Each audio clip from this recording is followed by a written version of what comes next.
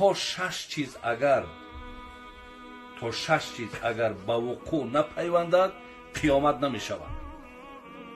همین شش چیز گفت می شود بعد قیامت می شود. نگاه گفتم حضرت گوش دارم این شش چیز چیه؟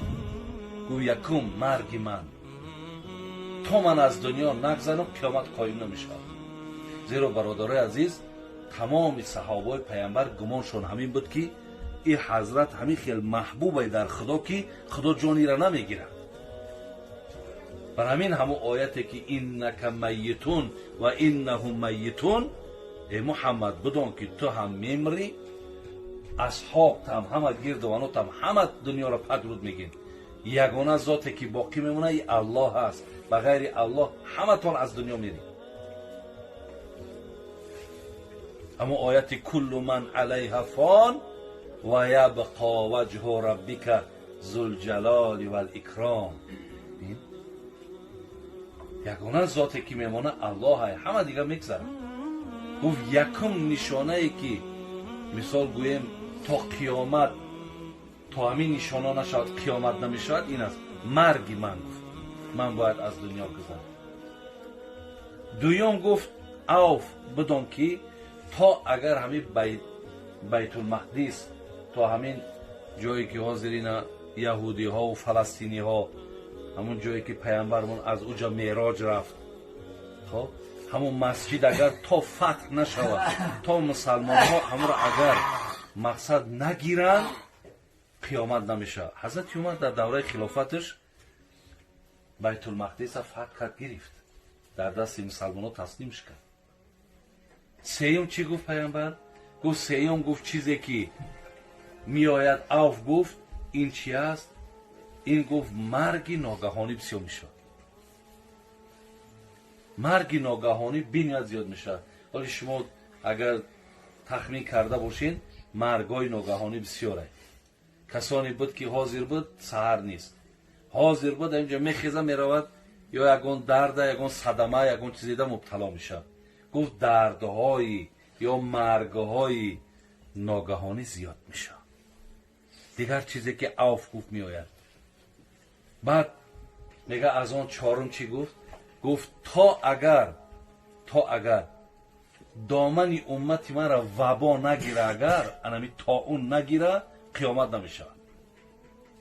حضرت حتی آمدن وبا را برادر عزیز در حدیث بخاری پیشگویی کردگیه که اینا من حاضر تا مثال 131 هجری را بگیم تخمین میلادی قطع بگیریم، اینا تا 750 میلادی را 750 میلادی را ای پیامبرمون تا مثال ایجاره اینا تا 7 عصر را بگیم. اعلی کبینه که 5 تا طاعونی مشهور شدن برای شما گفتم که با این سالهای منبعشان چقدر که اومده است. گفت تا اگر طاعون نآید مقصد قیامت قایم نمیشه برادر. ولی حضرت عایشه مادرمون حدیث داره از پیامبرمون که پیامبر گفته است که دو چیز امتی مرا مقصد کم میکنه، نابود میکنه. گفتن چی است؟ گفت حضرت گفتن الطعن و الطاعون. گفتن طاعون شو فهمیدیم، یعنی وبا را فهمیدیم، لیکن طعنش چیه؟ گفت القتل، کشتار بسیار میشود. کشتار در بین امتی من بنیهایت زیاد میشه. امتی من را کم میکردگی یکی طاعون یکی قتل. پنجم برادرای عزیز چیزی را که حضرت عوف دا گفت که تا نیاید قیامت نمیشه، گفت بین امتای من فتنه بسیار میشود که ما در دورای علکه بعد حضرت گذشتن فتنه ها بین مسلمان ها آغاز شدگی بود. دوره حضرت عثمان دا بین، حضرت عثمان ها کی به قتل رسانید؟ ای دستی مسلمان ها کشته شدن. بعد حضرت عثمان میدانین چقدر مصیبت کلان شد.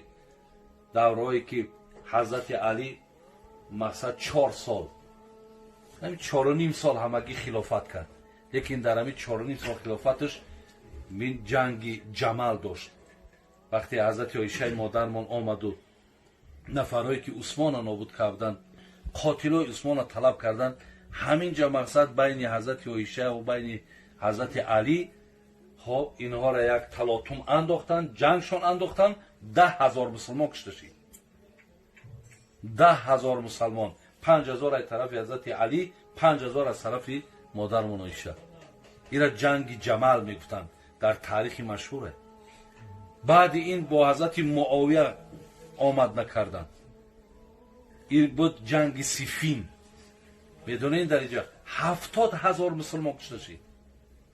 70,000 مسلمان کشته شد.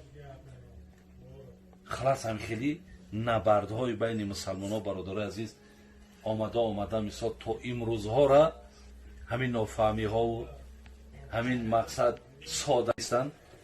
حضرت گفت، اینم گفت یکی از نشانه های آمدن قیامت هم که تا فتنه در بین امتتون نشود قیامت قایم نمیشد.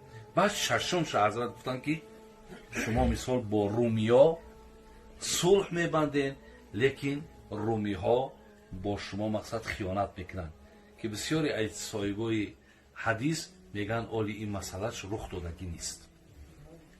خلاص برادر عزیز، مقصد ما از همین بیماری بود. خدای مهربان ما امروز شکر میکنیم که در همین